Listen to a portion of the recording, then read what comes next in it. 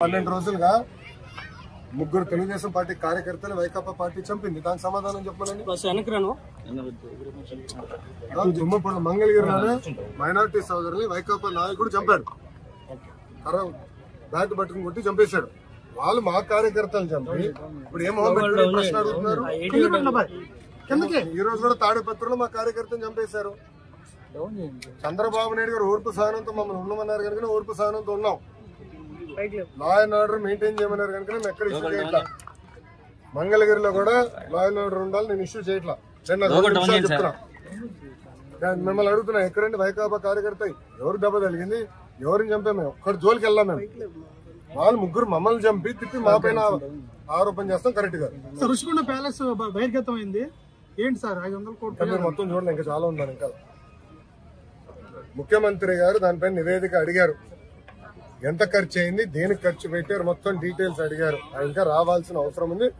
ఇదే కాదు, ఇలా చాలా కట్టినట్టున్నారు. అన్ని వివరాలు వచ్చిన తర్వాత ప్రజల ముందర పెడతాం. వాళ్ళ ఇంట్లో కూడా ఫర్నిచర్ 46 కోట్లు ఉందంట. మరి కోడలి శివప్రసాద్ అదే కేసులో ఆత్మహత్య చేసుకున్నారు. అదంతా అధికారులు వాళ్ళ ప్రాసెస్ వాళ్ళు ఫాలో చేసుకుంటారు. 12 రోజులుగా ముగ్గురు తెలుగుదేశం పార్టీ కార్యకర్తలు వైకాపా పార్టీ చంపింది. దానికి సమాధానం చెప్పాలని తుమ్మపూడి మంగళగిరిలోనే మైనార్టీ సోదరుల్ని వైకాపా నాయకుడు చంపాడు. బ్యాట్ పట్టుకుని కొట్టి చంపేశాడు. వాళ్ళు మా కార్యకర్తలు చంపి ఇప్పుడు ఏం ప్రశ్న అడుగుతున్నారు.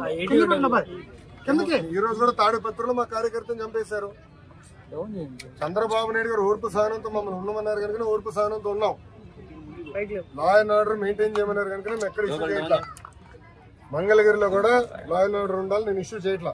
చెప్తున్నా, మిమ్మల్ని అడుగుతున్నా, ఎక్కడండి వైకాపా కార్యకర్త ఎవరు దెబ్బ తగిలింది, ఎవరిని చంపాము, మేము ఒక్కడి జోలికి వెళ్ళాం. మేము వాళ్ళు ముగ్గురు మమ్మల్ని చంపి తిప్పి మా పైన ఆరోపణ చేస్తాం. కరెక్ట్ గా రుషికొండ ప్యాలెస్ బహిర్గతం అయింది. ఏంటి సార్ 500 కోట్లు మొత్తం చూడలే, ఇంకా చాలా ఉందని. ఇంకా ముఖ్యమంత్రి గారు దానిపైన నివేదిక అడిగారు. ఎంత ఖర్చు అయింది, దేనికి ఖర్చు పెట్టారు, మొత్తం డీటెయిల్స్ అడిగారు. ఇంకా రావాల్సిన అవసరం ఉంది. ఇదే కాదు, ఇలా చాలా కట్టినట్టున్నారు. అన్ని వివరాలు వచ్చిన తర్వాత ప్రజల ముందర పెడతాం. వాళ్ళ ఇంట్లో కూడా ఫర్నిచర్ 46 కోట్లు ఉందంట. మరి కోడలి శివప్రసాద్ అదే కేసులో ఆత్మహత్య చేసుకున్నారు. అదంతా అధికారులు వాళ్ళ ప్రాసెస్ వాళ్ళు ఫాలో చేసుకుంటారు.